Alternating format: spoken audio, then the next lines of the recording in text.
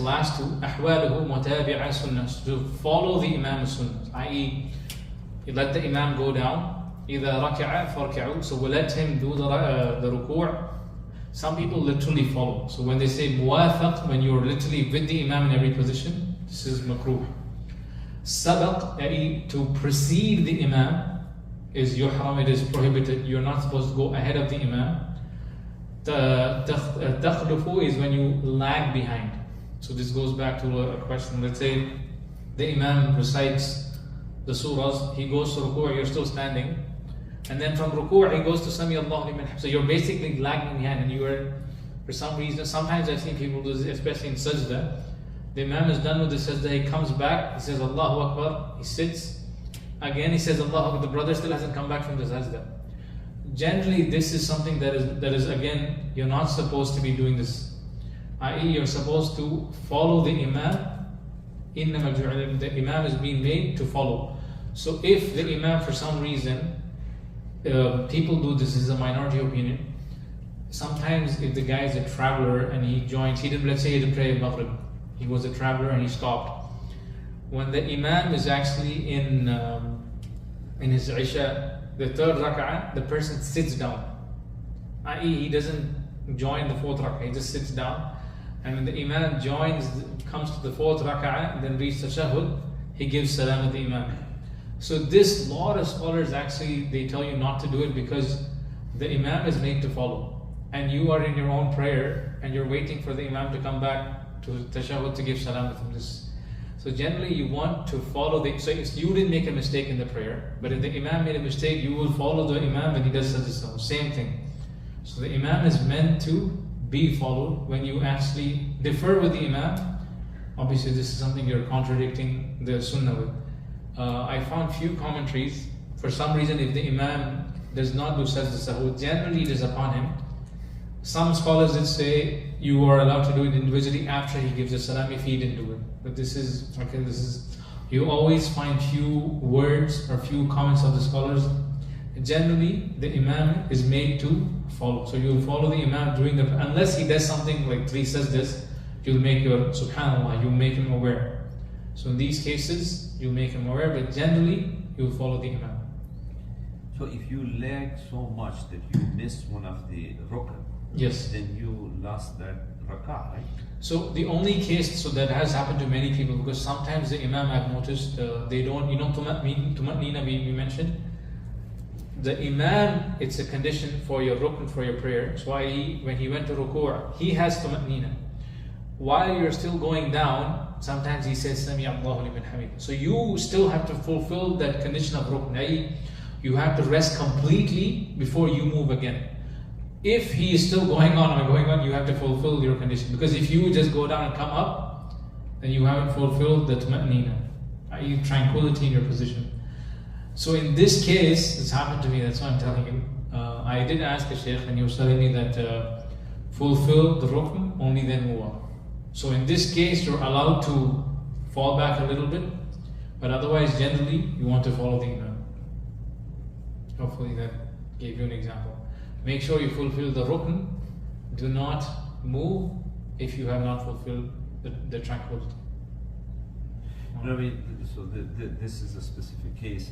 But sometimes I see that the Imam is taking his time, he has the money, but the tranquility, but the person still prolongs. So, and sometimes, it makes you, anxious. Man, you're too long right next to you sitting. So if he is doing this on purpose, people may have varying opinions. Is this from makruh? If he is just lagging behind completely, he's not following the Imam himself at that point. It depends on what the situation is. Sometimes they're delayed a little bit. I've noticed, especially in the sajdas, I've seen people, mashallah, the guy is taking. So let's say for some reason you were making dua, the Imam comes up, and you realize the Imam has gone up. Let's see, and the Imam actually goes back, and the guy is still coming up. Don't go down immediately. You have to fulfill the complete rest, the tumatnina, and then you'll go back. So make sure you fulfill. For some reason you fell short. Make sure you rest in those positions. I know this was a lot of detail on this. I was not expecting this class to be this long. Yes? So the last one, the taslim, do we need to do after two or just one? Just follow Imam, just one, then one or? So to be safe, so many people come late, right? When the Imam gives taslim, I recommend, maybe I follow the Hanbali position on this one, that's why. Okay, the least flexibility we can be is wait for the Imam to finish one taslim. Why do I say this? Is because I told you sabaq is something that's prohibited. So the Imam hasn't left the salah, right? He hasn't finished Assalamu alaikum wa rahmatullah. He hasn't done this even once, and you already got up and you've gone to the next position. They say this falls under sabaq because he hasn't left the salah yet. The Hanbalis will tell you let the Imam finish both taslim. The Imam has left the prayer. Now you will say Allahu Akbar and you'll get up. His question is while he's not missing, Follow.